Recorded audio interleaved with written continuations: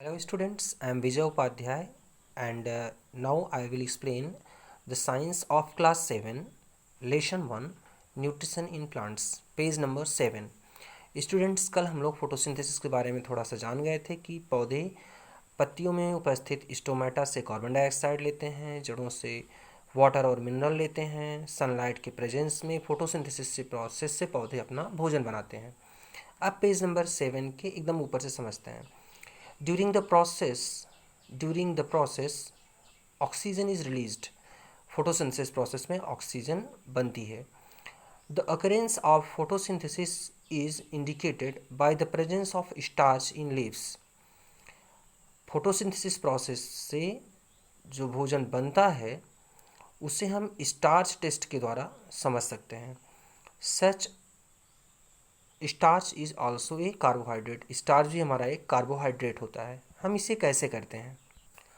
Students, activity 1 में दिया गया है कि जैसे क्लास 6 में आप लोगों ने स्टार्च टेस्ट किया था। क्लास 6 में हमने क्या किया था कि अगर हम स्टार्च, जैसे गेहूं का आटा भी एक स्टार्च है, गेहूं के आटे को हम थोड़ा सा अगर पानी में घोल लें, उसे अच्छी तरीके से मिला लें, या मैदे को हम ले लें और पानी में अच्छी तरह से मिला करके उसमें हम थोड़ा सा अगर हम आयोडीन सोल्यूशन डालते हैं तो हमारा आटे का रंग एकदम नीला हो जाता है, मैदे का रंग एकदम नीला हो जाता है।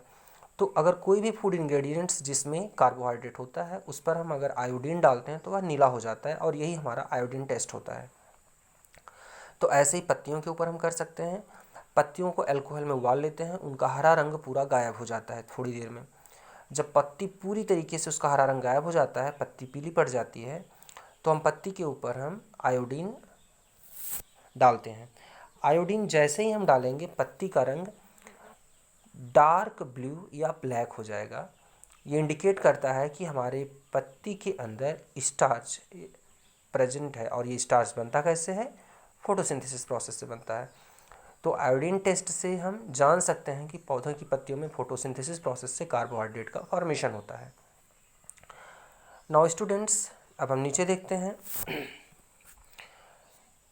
बूझो enquires whether plants with deep red, violet or brown leaves also carry out photosynthesis। क्या ऐसे पौधे जिनकी पत्तियां रेड होती हैं, लाल होती हैं, वायलेट हैं या ब्राउन हैं, क्या उनमें भी फोटोसिंथेसिस होता है? All the leaves have chlorophylls. हर रंग की पत्तियों में क्लोरोफिल पाया जाता है। इवन अदर देन ग्रीन, वो पत्तियां जो कलर्ड हैं, जो हरी नहीं भी दिखती हैं, उनके अंदर भी क्लोरोफिल होता है। The large amount of red, brown and other pigments mask the green color, but photosynthesis takes place in these leaves also। Coloured पत्तियों में जो दूसरे पिगमेंट होते हैं ये क्लोरोफिल से ज़्यादा होते हैं, इसलिए ये पत्तियाँ कलर्ड दिखती हैं। तो क्लोरोफिल फिर भी पाया जाता है, क्रोमोप्लास्ट उनमें अधिक होता है, इसलिए पत्तियाँ वो कलर्ड दिखती हैं, लेकिन क्लोरोफिल उनमें भी होता है, और उन्हीं क्लोरोफिल के कारण पौधे की पत्तियों में भोजन बनता है। You must have seen slimy green patches in ponds or stagnant water bodies। आपने अपने आसपास के तालाबों में जहाँ पानी रुकता है वहाँ पर आपने हरे रंग की काई जरूर देखी होगी। Such patches are generally formed by the growth of organism called algae। ऐसे पैचेज एल्गी की ग्रोथ से बनते हैं। Do you know why algae are green in color? क्या आपको पता है कि एल्गी का रंग हरा क्यों होता है? The algae get its green color from chlorophyll and can even prepare their food by the photosynthesis। Algae का यह हरा रंग क्लोरोफिल के कारण होता है, और एल्गी भी फोटोसिंथेसिस प्रोसेस से फूड को प्रिपेयर करती है। अगली हेडिंग है student, synthesis of plant food other than carbohydrates. हम लोग जानते हैं कि पौधों से हमें कार्बोहाइड्रेट, फैट, विटामिन, प्रोटीन ये सभी मिलते हैं। तो कार्बोहाइड्रेट के अलावा जो फैट है, प्रोटीन है, विटामिन है, ये कैसे बनते हैं हम लोग इसको समझेंगे। We now know that through the process of photosynthesis plants synthesis carbohydrate. हमें ये पता है कि पौधे फोटोसिंथेसिस प्रोसेस से कार्बोहाइड्रेट या ग्लूकोज बनाते हैं। The carbohydrate are made up of carbon, hydrogen and oxygen. यह कार्बोहाइड्रेट कार्बन, हाइड्रोजन और ऑक्सीजन से मिलकर के बना होता है। They are further use to synthesize the other components of food like protein and fat. फिर ये जो कार्बोहाइड्रेट बना इसी का यूज करके पौधे दूसरे इंग्रेडिएंट्स, दूसरे न्यूट्रिएंट्स जैसे प्रोटीन और फैट भी बनाते हैं, विटामिन भी बनाते हैं। But protein are nitrogenous substance, लेकिन प्रोटीन में नाइट्रोजन पाया जाता है, which contain nitrogen.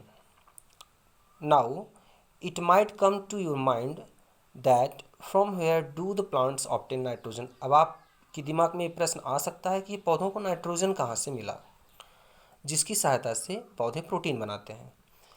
In the air, हमारी हवा में, जो आसपास हमारे हवा है, nitrogen is present in gaseous form in abundance. Nitrogen हमारी हवा में 71% होता है, मतलब हम जितनी बार अपनी सांस अंदर लेते हैं नाइट्रोजन भी हमारे सांस के साथ अंदर जाता है, लेकिन इसका हम या पौधे यूज़ नहीं कर पाते हैं। However plants can not absorb this nitrogen. पौधे भी इस नाइट्रोजन को यूज नहीं कर सकते, इसको एब्जॉर्ब नहीं कर सकते। Certain bacteria present in soil convert this gaseous nitrogen into usable form and release it into the soil. मिट्टी के अंदर कुछ बैक्टीरिया होते हैं जो इस हवा के नाइट्रोजन को साल्ट में बदल देते हैं, नाइट्रेट में बदल देते हैं। जैसे हम लोग यूरिया खेतों में डालते हैं, ये एक साल्ट होता है। ऐसे ही कुछ बैक्टीरिया होते हैं जो ये सॉइल में होते हैं, जो हवा की नाइट्रोजन को नाइट्रेट में बदल देते हैं और उसे मिट्टी में मिला देते हैं। मिट्टी में मिल जाता है नाइट्रेट और यह पानी में घुल जाता है। Plants absorb them along with water. Nitrate जब पानी में घुल जाता है और पौधे जड़ों से पानी सोखते हैं तो नाइट्रेट भी पानी के साथ पौधों की जड़ों में आ जाता है। You must have seen that farmers add fertilizers in their soil to make it rich in nitrogen. आपने देखा होगा कि किसान अपने खेतों में फर्टिलाइजर्स मिलाते हैं, जैसे डाई, यूरिया, जिससे मिट्टी के अंदर नाइट्रोजन की मात्रा और दूसरे न्यूट्रिएंट्स की मात्रा बढ़ जाए और पौधे की ग्रोथ अच्छी हो। In this way, the requirement of nitrogen and other constituent for the plants are fulfilled. इस तरीके से फर्टिलाइजर्स को मिला करके जो पौधों को न्यूट्रिएंट्स चाहिए उसकी भरपाई ज़मीन में की जाती है। In return these constituent help the plant to synthesize protein and vitamins. और इसकी सहायता से, नाइट्रोजन की सहायता से पौधे अपना प्रोटीन और विटामिन बनाते हैं। स्टूडेंट, कौन कौन से बैक्टीरिया होते हैं? मैंने पेंसिल से लिख दिया है कुछ बैक्टीरिया के नाम जो मिट्टी में होते हैं और हवा की नाइट्रोजन को नाइट्रेट में कन्वर्ट करते हैं, जैसे नाइट्रोसोमोनास, नाइट्रोसोकॉकस और नाइट्रोबैक्टर। इसके अलावा दलहनी फसलों की जड़ों में राइजोबियम बैक्टीरिया होता है। अगली हेडिंग है students, other modes of nutrition in plants. जो पौधे हरे नहीं होते हैं वो अपना भोजन कैसे बनाते हैं उसके बारे में ज़रा समझेंगे। All plants cannot synthesize food because of absence of chlorophylls in them. हर पौधे अपना भोजन नहीं बना पाते हैं क्योंकि उनके शरीर में क्लोरोफिल नहीं पाया जाता। Then तब how do they exist and from where do they get their nutrients? वो कैसे जिंदा रहते हैं और वो अपना भोजन कहाँ से प्राप्त करते हैं? These plants depend on the food produced by the other plants like human and animals. ऐसे पौधे फूड के लिए दूसरे हरे पौधों पर निर्भर करते हैं, जैसे ह्यूमंस और दूसरे एनिमल्स हरे पौधों के ऊपर निर्भर करते हैं। ऐसे ही नॉन ग्रीन प्लांट्स अपने भोजन के लिए दूसरे ग्रीन प्लांट्स के ऊपर डिपेंड करते हैं। In figure this mode of nutrition intake is known as heterotrophic mode of nutrition. इस तरीके से जो पौधे भोजन को लेते हैं, तो ये जो मेथड होता है न्यूट्रिशन का, इसको हम बोलते हैं हेट्रोट्रॉफिक मोड ऑफ न्यूट्रिशन, मतलब दूसरे जीवों से भोजन को लेना। In figure 1.5 you will see a yellow viny branched structure coiling around the.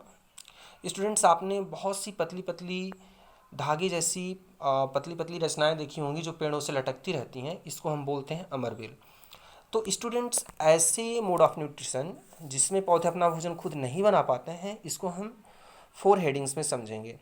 ये 4 तरह के पौधे होते हैं जिनको हम बोलते हैं, मैंने पेंसिल से नीचे लिख रखा है। पहला है पैरासिटिक मोड ऑफ न्यूट्रिशन, दूसरा है इंसेक्टिवोरस, थर्ड है सेप्रोफाइट्स और फोर्थ है symbiotic mode of nutrition. Students, इसको हम कल एक्सप्लेन करेंगे। Thank you.